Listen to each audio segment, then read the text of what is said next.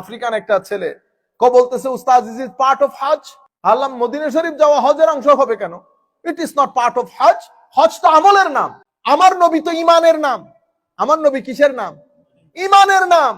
ইমান আমলের চেয়ে অনেক উপরে। ইমান আমলের চেয়ে, ইমানকে বলা হয় আসল, রুট, শিকড়। আমলকে বলা হয় ব্রাঞ্চেস, ফারা। গাছের ডাল একটা কেন 100টা কেটে ফেলেন, গাছের কোনো অসুবিধা হয়? বরং এর পরে আরো ফুটফুটে করে সুন্দর করে ডাল, কিন্তু শিকড় যদি কেটে দেন থাকবে? তাইলে ইমান হচ্ছে শিকড়ের নাম।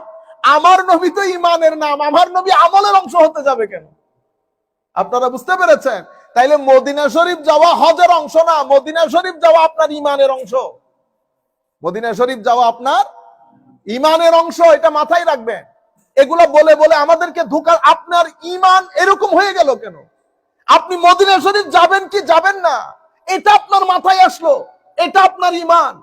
আরে বেটা, আমার নবী ফারুকে আজমের হাত ধরে বলতেছেন, ফারুক, আমাকে যদি বেশি মহব্বত না করো মুমিন হইতে পারবে না। আপনি মদিনা শরীফ যাওয়ার কথা বলতেছেন, আমার নবী বলতেছে, আল্লাহ, মক্কায়ে মুআজ্জামাকে তুমি যত বরকত দিয়েছো, আমার মদিনার বরকত তুমি এর চেয়ে 4 ডাবল করে দাও। কি কত করে দাও? 4 ডাবল করে দাও। অন্তত ডাবল তো বলতে পারেন, দে ভাই মানে ডাবল, কিন্তু আপনি টেকনিক্যালি চিন্তা করলে 4 ডাবল হয়। তো মদিনা শরীফের আমার নবী বলছেন, হ্যাঁ আমার সাহাবায়ে কেরাম, যাদের পক্ষে সম্ভব মদিনার হিদ্দায় ইন্তেকাল করতে, তারা যেন মদিনাতে ইন্তেকাল করে। সাহাবী মদিনা শরীফ থেকে বের হচ্ছেন, হুজুর কয়দিন থাকবো? মদিনা শরীফের বাইরে বেশি দিন থাকিও না, মদিনা শরীফ মারকাজে ঈমান। এখন আপনি জিজ্ঞেস করতে পারেন, হুজুর এটা কেমনে বললেন? আমার নবী, বুখারী শরীফে এসেছে, মুসলিম শরীফে এসেছে, আমার নবী বলতেছেন, ইন্নাল ঈমান লা ইয়ারিজু ইলাল মাদিনা, ঈমান মদিনা শরীফের দিকে পলায়ন করবে, ছুটে যাবে।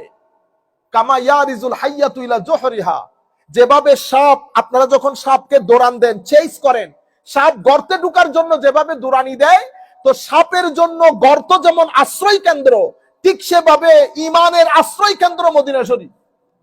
ইমানের আশ্রয় কেন্দ্র। তো আমার নবী তো বলেন না ইমান মক্কা শরীফ চলে যাবে, ইমান মক্কা শরীফ চলে যাবে বলেন নাই। আজীব লাগে, মানে এই সমস্ত জবান।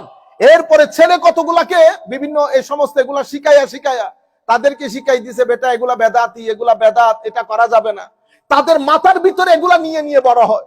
তারা যখন আপনার সাথে মিশতে পারে না, কারণ তার ভিতরে ইনবিল্ট করে দিয়েছে এরা বেদাতি। এরা কি বেদাতি? সুযোগ পেলে মেরেও ফেলবে, সুযোগ পেলে মেরেও ফেলবে, কারণ তার দৃষ্টিতে আমি বেদাতি। বেদাতিকে মারা সওয়াবের কাজ, জান্নাতে যাওয়ার বাহন বেদাতিকে মারা। এই ছোট ছোট গরিবের পোলা কতগুলারে মাদ্রাসার মধ্যে নিয়ে পুরাইছে, 1টা 2টা লাখ।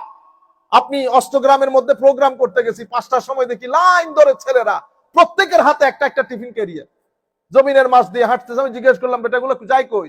হুজুর এরা ভাত উঠাইতে যাইতেছে। আনলাম, ইন্না লিল্লাহি ওয়া ইন্না ইলাইহি রাজিউন। যেই ছেলে আপনার ঘর থেকে ভাত উঠাই উঠাই ভাত খাবে, তার মাধ্যমে অন্য কোনো কাজ হবে, দ্বীনের খেদমত হবে না। সে 10 টাকা দিলে জায়েজ বলবে, 20 টাকা দিলে না জায়েজ বলবে। সে কি বুঝবে? এত বড় দিন। আপনারা বুঝতে পেরেছেন? এরপরে আমরা দেখেন না, এখন মাদ্রাসা খুলে দিলে হয় পুরা রাস্তা জ্যাম হয়ে যায়। যখন আমরা এডুকেশনের সংস্কারের কথা বলি, তখন আমাদের ভাইদের লেগে উঠে। আমার নবী কোন দিন শিক্ষা দিল, আপনারা কোন দিন শিক্ষা দিচ্ছেন? ছেলেরা দুনিয়া বুঝে না, পেপার পড়ে না। এই ছেলেগুলাকে যদি আপনারা মেইন স্ট্রিমের সাথে না আনতে পারেন, এরা কখনো কন্ট্রিবিউট করতে পারবে না জাতির উপর। কারণ তারা সব সময় একটা নিজেদেরকে আন্ডারস্টিমেট, ইনফেরিয়রিটি কমপ্লেক্সে ভুগে। নাম্বার 1, রিলিজিয়াসের ক্ষেত্রে ওরা এক্সট্রিমিজম চিন্তা করে, তাদের মাথার ভিতরে এক্সট্রিমিজম থাকে। আপনারা বুঝতে পেরেছেন? মূল হচ্ছে আমার নবীর শানে ইনিয়ে বিনিয়ে বেয়াদবি করা। এই প্রশ্ন আসবে কেন যে আমার নবীর, আপনি বেটা এত টাকা খরচ করে হজের মধ্যে যাইতেছো, তুমি বলো তো দেখি, উকুফে আরাফার মধ্যে আপনি যে আরাফার ময়দানে বসেছিলেন, ওখানে কেন বসেছিলেন? আরাফার, আপনারা তো হজ করেছেন, ওখানে কি বিশেষ কোনো ইবাদত আছে? আপনি বলতেছেন উকুফে আরাফা। উকুফে আরাফা মানে to stay in the court of Arafah, that's it. এরপরে মুজদালিফা, এরপরে মিনা, প্রত্যেক জায়গা কোনো না কোনো নবীর স্মৃতি বিজড়িত। তো পুরা হজ্জের প্রোগ্রাম যদি দেখেন, it is simply A commemoration, simply A commemoration. আপনি স্মৃতি চারণ করছেন, সাফা মারওয়ার মধ্যে দৌড়া থেকে শুরু করে মিনা থেকে শুরু করে, মুজদালিফা থেকে শুরু করে, আরাফা থেকে শুরু করে প্রত্যেক জায়গা কোন না কোন নবীর সাথে, স্মৃতির সাথে কানেক্টেড। আপনি সব ইব্রাহিমী সুন্নত গুলা পালন করলেন, যখন মদিনা শরীফে যাওয়ার কথা আসছে এবার আপনি প্রশ্ন তুলতেছেন এটা হজের অংশ কিনা। আপনার বেটা ইমানের গাইরত দিল কেমনে? গাইরতে ইমান। আমার নবী বলতেছে যদি তওবা কবুল হোক সেটা চাও, ওয়ালাউ আন্নাহুম ইযলামু আনফুসাহুম জাউ ফাস্তাগফিরুল্লাহ ওয়াস্তাগফারা লাহুমুর রাসূল লাওয়াজাদুল্লাহ তাওয়াবার রাহিমা। যদি গুনাহ করে থাকো তো আমার নবীর দরবারে যাও। আমার নবীর দরবারে গেলে সেখান থেকে যদি আল্লাহর দরবারে ক্ষমা চাও, আমার আল্লাহ অবশ্যই ক্ষমা করে দিবে। আল্লাহ ক্ষমাশীল, দয়াশীল। আপনারা বুঝতে পেরেছেন? যাই হোক, তাহলে খবরদার, মদিনা শরীফের ফজিলত আমার নবী সাল্লাল্লাহু আলাইহি ওয়াসাল্লামের মাধ্যমে আমার নবী কি বলেছেন জানেন? মা বাইনা বাইতি ওয়া মিম্বারি রাউদাতুম মির রিয়াদিল জান্নাহ ওয়া মিম্বারি আলা হাউদি। আপনি সেই মদিনা শরীফকে নিগেট করতেছেন, সাধারণ মানুষকে ডিসকারেজ করতেছেন। আমাদের বড় বড় শেখ, বড় বড় শাইখ, ঘরের মধ্যে 3 টাকা নাই, ঘরের মধ্যে চাইল দিয়ে ভাত রান্না করতে পারে নাই, 300-400 কোটি টাকা ব্যাংকে পড়া। কেন দেয়? কে দেয়? আপনারা বুঝতে পেরেছেন? আমরা গরিব, ওই কাজটা করতে পারি নাই। আমরা যদি তাদের হাতে হ্যাঁ বলতে পারতাম তো আমরা এখানে এসে ধাক্কা খাইতে হইতো না। কিন্তু আমরা তো উল্টা লটকে গেল, দুনিয়া উল্টে যাবে। আমার নবীর শানে বিন্দু পরিমাণ বেয়াদবি বরদাস্ত হবে না, করা হবে না, যাবে না। মুমিন এটা করতে পারে না। এটা আমাদের ইমানের খেলা, এটা আমাদের ইমানের। আমার নবী বলতেছেন মা বাইনা বাইতি ওয়া মিম্বারি। আরে বেটা, আমার ঘর আর আমার মিম্বরের মাঝখানে একটা জান্নাতের টুকরা আছে। আমার ঘর, আমার মিম্বরের মাঝখানে কি আছে? জান্নাতের একটা বাগান আছে। বলেন তো দেখি, পৃথিবী ধ্বংস হবে কিনা? হবে। সবকিছু ধ্বংস হয়ে যাবে, জান্নাত ধ্বংস হবে। তাহলে আমার নবী যখন বলতেছেন, আমি এমনিতে ইশারা দিতেছি, ব্যাখ্যা আপনারা করবেন, আমরা কোনো হুজুর না, আলেম না, সাধারণ ছেলেপুলে যারা আমাদের উলামায়ে কেরাম দেখতেছেন তাদেরকে বলতে একটা গবেষণা করেন। আমার নবী বলতেছেন মা বাইনা বাইতি ওয়া মিম্বারি রাউদাতুম মির রিয়াদিল জান্নাহ আও কামা ক্বালা নবী সাল্লাল্লাহু আলাইহি ওয়াসাল্লাম। তা জান্নাত যেহেতু ধ্বংস হবে না, তো এটা সম্পর্কে আপনাদের অভিমত কি সেটা আপনারা বিচার করে দেখেন। কারণ আমার নবী বলতেছেন আমার ঘর এবং মিম্বরের মাঝখানে একটা কি আছে? জান্নাতে বাগান আছে। সবকিছু ধ্বংস হবে। বুঝতে পেরেছেন? আচ্ছা, এর পরবর্তীতে ওয়া মিম্বারি আলা হাউদি, এবং হৌজে কাউসার যেখান থেকে আমি পান করাবো সেটা আমার মিম্বরের নিচে। তুমি আমার সেই রসুলের মদিনা শরীফে যেতে নিষেধ করতেছো। হইতে পারে এটা আপনি নিষেধ করাটা বাঞ্ছনীয়, খারিজিয়ত যদি থাকে স্বাভাবিক আপনার এটা ভালো না লাগার কথা। এটা মহব্বতের জিনিস, এগুলো মহব্বতের জিনিস। আমার নবী সাল্লাল্লাহু আলাইহি ওয়াসাল্লাম বলতেছেন যারা আমার খবরদার, আমার নবী বলতেছেন আমার মদিনার এখান থেকে এখান পর্যন্ত হারাম।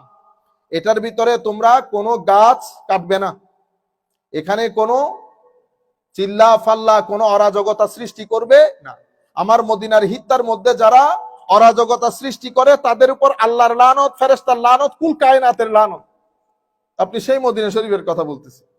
আমার নবী সাল্লাল্লাহু আলাইহি ওয়াসাল্লাম বলতেছেন আল্লাহ ইন্না ইব্রাহিম হাররামা মাক্কাতা ওয়া ইন্নী হাররামতুল মাদিনা মা বাইনা লাবাতাইহা। আল্লাহ ইব্রাহিম আলাইহিস সালাম মক্কাকে হারাম করেছে, আমি মদিনা শরীফের এই অঞ্চলকে হারাম ঘোষণা করতেছি। লা ইউক্তাউ ইদাদুহা ওয়া লা ইসাদু সাইদুহা, কোনো কাটা যাবে না, কোনো শিকার করা যাবে না। আমার নবী সাল্লাল্লাহু আলাইহি ওয়াসাল্লাম বলতেছেন হায় হায় قال رسول الله صلى الله عليه وسلم عن قابل مدينة على عن قابل مدينة ملائكة لا يدخلها الطاعون ولا الدجال।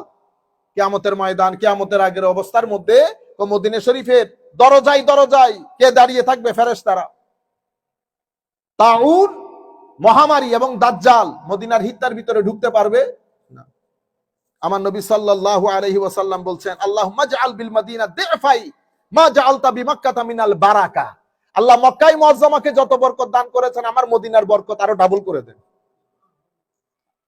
আমার নবী সাল্লাল্লাহু আলাইহি ওয়াসাল্লাম মদিনা পাকের মহব্বতকে সাহাবায়ে কেরামের মধ্যে অনেক বেশি জাগরণ করেছেন এবং বলেছেন যদি তোরা সুযোগ থাকে মদিনা শরীফের মধ্যে মারা যায়। সুতরাং আপনারা মাথায় রাখবেন মদিনা শরীফে যাওয়া হজের অংশ না, হজের অংশ না। মদিনা শরীফে যাওয়া ঈমানের অংশ, হজের অংশ না। হজ তো আমলের নাম, আমার নবী তো ঈমানের নাম, আমার নবী ঈমানের নাম।